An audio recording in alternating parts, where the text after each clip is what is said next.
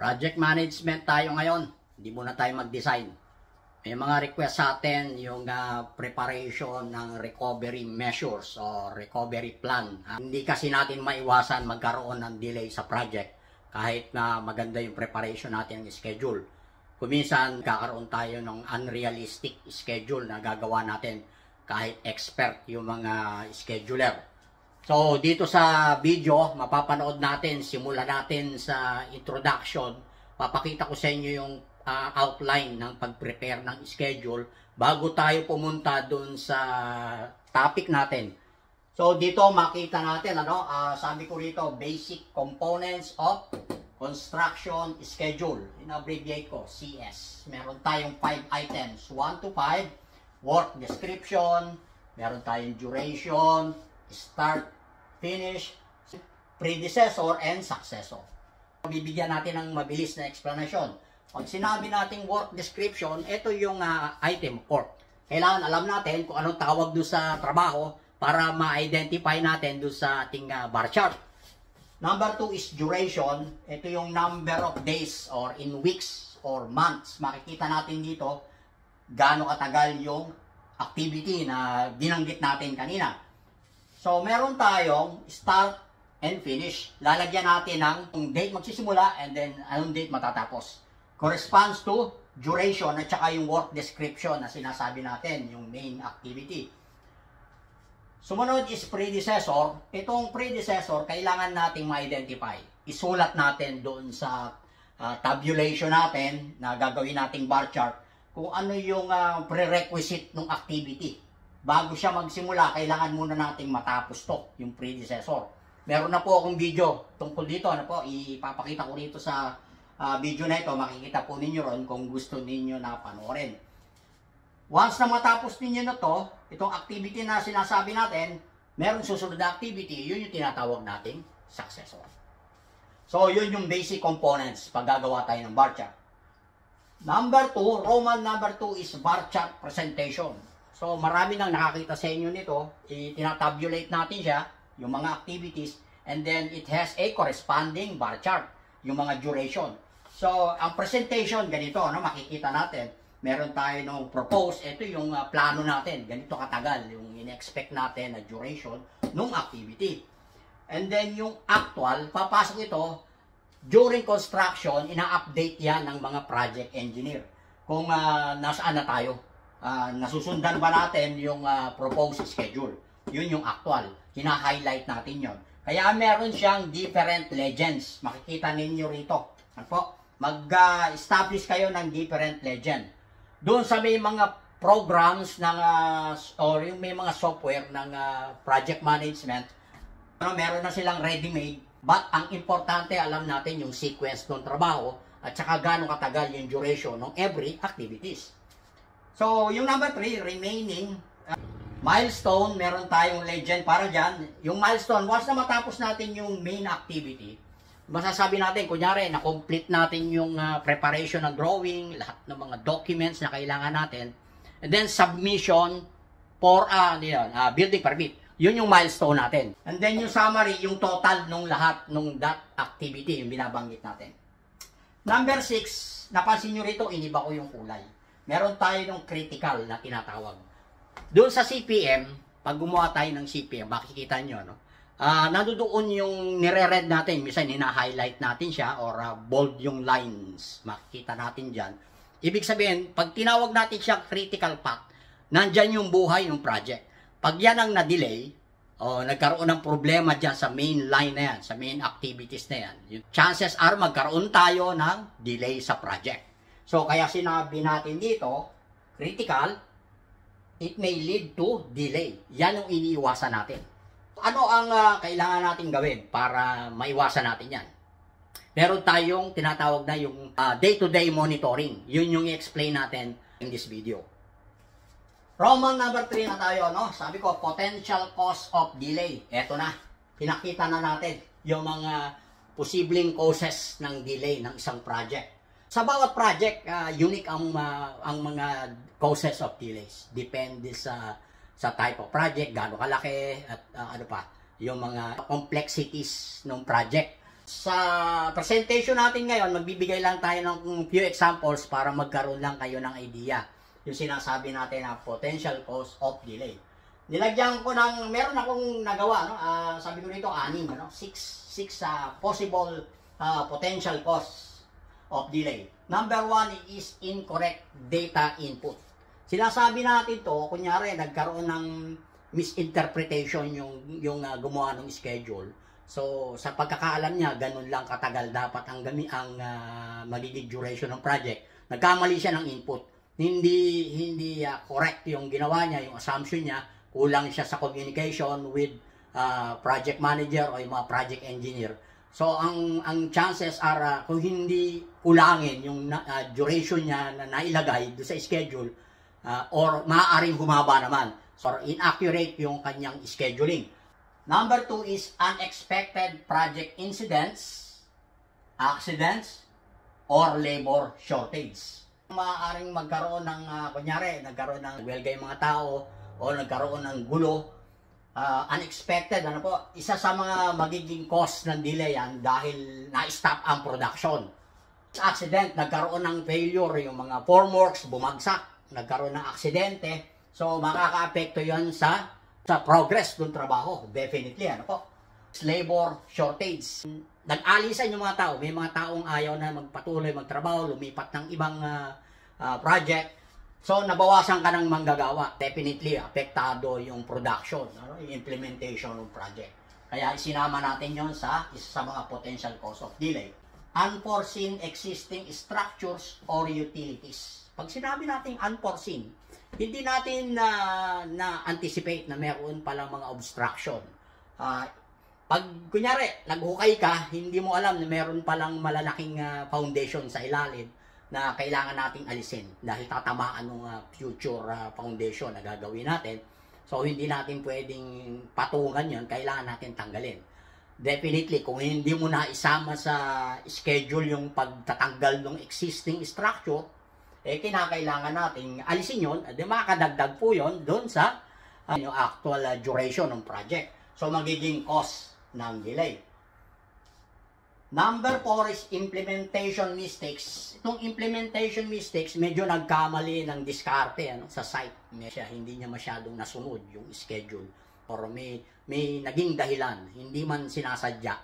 Kaya nagkaroon ng dahilan, gumawa siya ng ibang paraan, akala niya mas effective. Pero ang hindi niya alam, mali pala yung diskarte. Kaya nagkamali siya, sinabi natin, implementation mistakes. Maaaring tumagal yung ganong procedure sa ganyang process ng implementation ng project. Kaya siya magiging cause of delay. Number 5 is late deliveries of procured items. Meron tayong mga in-expect na delivery ng materyales. Yung binili natin, kunyari yung mga conveyors o yung mga elevator lifts, yung escalators, marami pa mga equipment. Binibili natin yan, kung general contractor kayo, bago pa magsimula yung project, ino-order na natin yan dahil may mga fabrication time. Kung nagkaroon ng aberya, hindi dumating siya on time, doon sa in-expect natin, nakalagay doon sa schedule, ganitong petsa, in-expect natin, dadating na yung equipment, pero hindi dumating, hindi makasunod ngayon yung susunod na activity, yung sinasabi natin. Hindi dumating yung predecessor, kaya hindi makapag-proceed yung activities, apektado yung successor. Yun yung sinasabi natin kanina. Sorry po, sinara ko yung bitana dahil yung liwanag ng araw nakaka-disturb. Sana hindi dumilim. Ilaw na lang yung ginagamit ko, but I hope nakikita ninyo, number 6, weather disturbance, inilagay ko na lang sa bandang huli. Ito naman kasi yung weather disturbance, especially in the Philippines, alam natin kung kailan yung tag-ulan. So, iwasan natin na gumawa ng mga activities na apektado tayo ng ulan. As much as possible, sana pagdating nung rainy season, covered na tayo, hindi na tayo maapektuhan ng ulan para hindi bumagal yung trabaho. So, inilagay ko na lang sa hulihan. Kasi posible rin yan na maging cause of delay. May mga pagkakataon na hindi natin maiwasan. Maulanan tayo, babagal yung trabaho, nagkaroon ng typhoon, or yung pa mga kalamidad na dumating, nagkaroon ng baha. So, apektado tayo ng weather disturbance. Number 4, sabi ko dito, ultimate solution. Ano ang kailangan nating gawin? Nandito tayo, sabi ko, number 1 is day-to-day monitoring. Merong mga scheduler ang ginagawa nila once na matapos niya yung schedule and subject for implementation na aprobahan na ng PM, hindi pa tapos ang trabaho ng scheduler. Merong mga scheduler na once na nag-start yung project, nandoon siya sa site. Minomonitor niya yung ginawa niyang schedule kung nasusunod ba sa site. Kasi ang chances na mangyari, pagka nakita niyang hindi effective yung ginawa niya activity, magkakaroon siya ng changes. Kaya sinasabi natin dito, day-to-day monitoring. Hindi lang ito sa project manager, pati sa scheduler, importante malaman niya yan. Makita niya sa sarili niya, no? Na yung ginawa niyang schedule is tama. Kung nagkamali siya, nakita niya, bago mag-prolong yung problem, yung nakikita niya posibleng maging cause ng delay, gagawa siya ng adjustment doon sa kanyang ginawang schedule. Hindi pa tayo pumupunta sa sinasabi natin na recovery. Adjustments lang, pwede niyang gawin na minor changes doon sa kanyang ginawang schedule para hindi mag-prolong yung project, yung potential delays. So, number 2, prepare catch-up recovery measures. Ito na yung worst condition. Nangyari na yung delay. After a few months, sabihin natin, yung project tatagal ng 24 months. So, nakaka 6 months na siya. Bago dumating yung 6 months, napansin niya, nadidelay yung project. Yun yung nagiging trend. Bumababa yung, yung activity. Hindi siya makasunod sa schedule.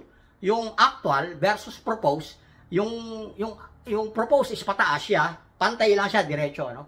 Nakikita niya yung trend, bumabagal yung activities. So, ang mangyayari, kung pababayaan niya yung ganun trend, madidelay yung project, which is iniiwasan natin dahil apektado yung cash flow at saka yung expectation ng owner na madidelay yung project. So, nandoon yung sinasabi natin, yung scheduler, para mabigyan niya na agad ng immediate catch-up plan o recovery plan.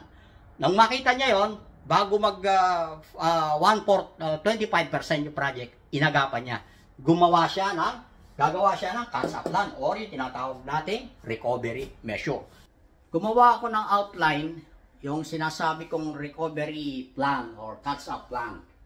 Nandito yung outline, no? Meron tayong 5 items, i-discuss ko sa inyo ng maigsi. Yung number 1 is establish break-off date to start new one. Kasi gagawa ka ng bagong schedule. I-revise natin yung previous one dahil nadidelay. So, ang gagawin natin, magkakaroon tayo ng cut-off date. Yung existing schedule, magkakaroon tayo ng termination. Let's say, by the end of the month, tapos na tong schedule na to, at papalitan ko yan, aalisin ko yung schedule na naka-post sa site, ilalagay ko yung bago. So, kailangan natin mag-establish ng date kung kailan natin ipapasok yung revised schedule. Yun ang ibig sabihin natin dito sa number 1. And then it follows, sabi ko rito, number 2, write down remaining work quantities in terms of number of days. Let's say, alam mo kung ano yung mga quantities, major items lang pinag-uusapan natin. Hindi na yung mga maliliit. Kasi hindi naman tayo apektado pagdating sa yung maliliit na item, hindi tayo apektado pagdating sa weight, ng percentage weight. So, kailangan lang natin yung major items. Ano po? So, yun ang kukunin natin. Ilang araw, i-convert natin sa number of days para malapatan natin ng appropriate number of workers. Ano po? Tsaka schedule, gaano katagal. Kailangan pumasok dun sa remaining time frame. Number 3 is identify critical path, especially those delayed activities. Natural, kukunin muna natin yung luma. Doon tayo magbabase. As much as possible, wag nating baguhin yung framework na ginawa natin doon sa critical path o yung old schedule or bar chart. Doon tayo magbabase, magkakaroon lang tayo ng konting revision. Ano po? So, ang revision na gagawin natin, posibleng magkaroon ng rearranging yung mga predecessor at successor, magkaroon ng a little adjustment at saka yung time frame, maaaring humaba at yung iba, maaaring ilipat natin dun sa ibang activities. Ano po? Makikita natin dun. Yung mga gumagawa na CPM, alam nila kung anong ibig natin sabihin dyan. So, ang gagawin natin doon, once na makuha natin yung old activities schedule, kukunin natin yon, i-revise natin. Yun yung pagbabasihan natin ng bagong schedule o yung catch-up plan. Pag sinabing catch-up plan, ulitin ko, ano ko, yun pa rin yun, yung schedule. Kaya lang, yun yung recovery measure na ginawa natin. Number 4, figure out causes of delay. And then, sabi ko rito, solution will depend on this. Natural, ano po. Kailangan nating malaman. Itong items na to, na-delay tayo. Laki ng delay natin. Ano ba ang dahilan? Kailangan nating malaman anong cause ng delay. Bakit siya na-delay? Posible ba nating masolusyonan yan? At ano ang solusyon? Kaya sinasabi natin dito, yan ang importanteng malaman natin. Kasi yan yung nagpabagal sa trabaho. Kaya kailangan nating malaman. Yung solution, lahat naman ng problema ano, sa construction site may solution.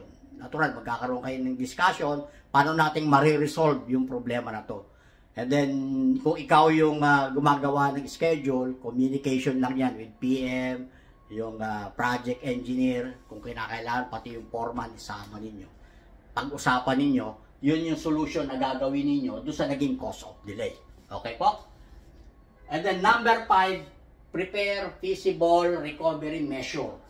Nagbigay ako na example. Sabi ko nga, hindi naman lahat ng project ganyan ang problema.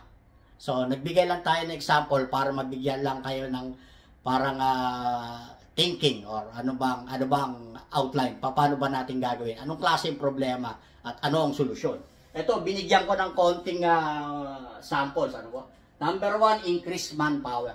Madaling sabihin, increase manpower. But kung napatunayan na ninyo, na-figure out ninyo, yung old schedule ko is kulang pala yung assignment ng tao ko. Kaya ginawa ko, maigsi lang yung schedule, which is hindi pala dapat ganoon. Dapat pala mas mahaba ng konti. Kailangan nating mag-increase ng tao. Pag nag-increase tayo ng tao, natural, magdadagdag tayo ng expenditures. Maapektuhan yung cash flow. So, kasama yun. Kasama sa risk ng construction yun. So, number 2, hire specialty subcontractor. Itong pangalawa, yung number 2 na to, hindi ko dapat nilagay sa pangalawa. Dapat sa huli na lang yan. Kasi yung iba, ginagawa, last resort na yan. Bakit natin sinabing hire specialty subcontractors? Merong mga activities na pinipilit natin gawin ng in-house workers. Nakuha nyo po. Kunyari, yung formworks. Nagpo-formworks tayo, sabihin natin, dati na kami nagpo-formworks, but nakita natin, naging cause of delay. Yung implementation natin sa pag-install ng formworks, bumabagal tayo. Nagagawa natin, pero naging cause of delay. Pero malaking item. Pag na-delay ang formworks, hindi makapasok yung successor. Yung paglalagay ng bakal at saka yung concrete. Ano po yung pagbuhos ng concrete? So, critical siya. May mga subcontractors na yan ang trabaho. Kung sinasabi natin, pwede tayong mag-hire kung tingin natin talagang hindi kaya ng local manpower natin or yung in-house manpower. Kukuha tayo ng subcontractor, yung specialty. Kaya lang, merong, may epekto yan. Maaaring mabawasan yung ating profit dahil pinaka-subcontract natin. Natural, iba ang billing niyan. Ano po? Number 3, confirm delivery dates of procured items. Natural, tatawag tayo o makapag-communicate tayo doon sa ating procurement department, yung kasama natin sa trabaho. Pwede bang hingin nyo sa kanila, doon sa mga supplier natin ng equipments, yung talagang final dates. Kasi kailangan ko yan para incorporate ko doon sa revised schedule. Okay po? And then, ito na yun, no? It follows by rearrange critical path sequence accordingly. Yun yung sinasabi natin. Yung number 5, ensure enough allowance in terms of number of days in the schedule. Kunyari, ginawa mo yung activities for 4th floor. Ginawa mong schedule dati 3 weeks. Kailangan ko pala 4 or 5 weeks. Dagdagan mo pa rin, gawin mo ng 6 weeks. Pasobrahan mo ng 1 linggo para meron kang buffer. Okay po? Panghuli, continue daily monitoring. Ito kahit hindi ko na ipaalala. Natural, sabi ko nga kanina, may mga scheduler, binabantayan niyang trabaho. Tinitingnan niya kung yung ginawa niyang schedule is effective doon sa actual. Kasi yung calculation na ginawa niya, yung paggawa niya ng mga bar chart, is based from theoretical calculation. Iba yung actual. As the project goes on, natututo yung scheduler, nakita niya, hindi na pala tama yung ganon. Ang productivity rate pala ng tao pagdating sa pagbubuhos ng concrete at paglalagay ng bakal, pati yung pagpo-formworks, ganito pala dapat katagal. Hindi pala pwede yung dati kong ginamit. So, yun po ang ating advice para doon sa topic natin, yung how to prepare a recovery plan or catch-up plan for delayed project. Salamat po at kita tayo uli sa susunod. Thank you for watching. God bless.